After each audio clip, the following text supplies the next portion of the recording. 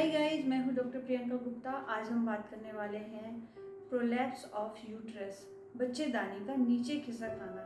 इसके क्या कॉजेज होते हैं, क्या कारण होते हैं कि बच्चेदानी जो है नीचे खिसक आती है, उसकी वजह से क्या दिक्कतें होती हैं और इससे बचाव के क्या सुझाव हैं, उसके बारे में बात करते हैं। जब हमारे पेल्विक फ्लोर की मांसपेशियां ढीली हो जाती हैं या लिगामेंट्स वीक हो जाते हैं, उसकी वजह से बच्चादानी कभी कभी अपनी नॉर्मल साइज से नीचे खिसक आती है, डाउन टूवर्ड्स चली जाती है। उसके भी कई सारी पोजीशंस होती हैं, उनको हम ग्रेड 1, ग्रेड 2, ग्रेड 3 उसके अकॉर्डिंग डिवाइड करते हैं। बच्चादानी इस तरह से नीचे खिसक आती है, उसे हम प्रोलैप्स कहते हैं। प्रोलैप्स ऑफ यूट्रस के कारण क्या है? कई बार होता है जब नॉर्मल डिलीवरी होती है तो बच्चे का सिर का साइज बड़ा होता है और वजाइनल एरिया छोटा सा होता है, तो वहाँ पे पेरिनियल एरिया में ट्रॉमा होना बहुत ही कॉमन है। वो थोड़ा बहुत तो होता ही है। दूसरा है जो second stage of labour, prolong labour हो जाता है, जिसकी वजह से वहाँ पे मसल्स में जो कॉन्ट्रैक्शंस रिलैक्सेशंस होते हैं वो बहुत ज़्यादा बढ़ते हैं। उसकी वजह से वहाँ की मांसपेशियाँ ढीली हो जाती हैं, लिगामेंट्स ढीले हो जाते हैं। कई बार होता है प्रोलॉन्ग कॉन्स्टिपेशन रहता है, उसकी वजह से भी ये समस्या आती है। हल्का फुल्का अगर 1-2 दिन का कॉन्स्टिपेशन है तो दिक्कत नहीं, बट वो प्रोलॉन्ग चला जाता है तो फिर ये दिक्कत आ जाती है। कई पेशेंट्स में होता है सीवियर ब्रोंकाइटिस की दिक्कत होती है, उसकी वजह से भी प्रोलैप्स ऑफ लेबर हो जाता है, क्योंकि जब आप खांसते हो तो नीचे की तरफ जोर लगता है, उसकी वजह से मांसपेशियाँ ढीली हो जाती हैं। इसके अलावा स्मोकिंग की वजह से भी होता है।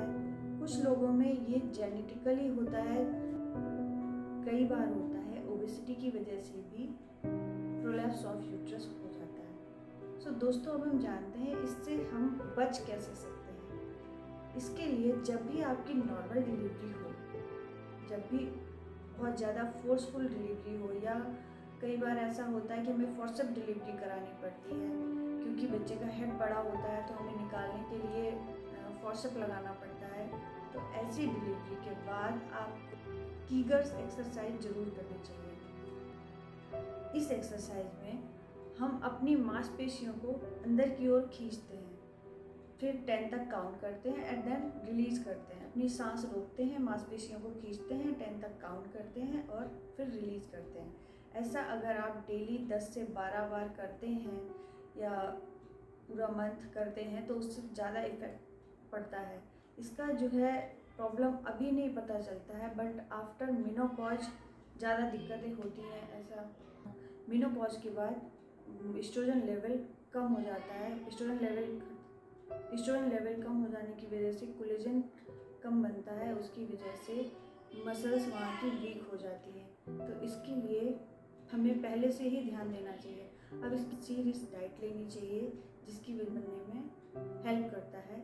उसके अलावा हम फाइबर रिच फूड ले सकते हैं जिसकी वजह से हम कॉन्स्टिपेशन रिलीज कर सकते हैं।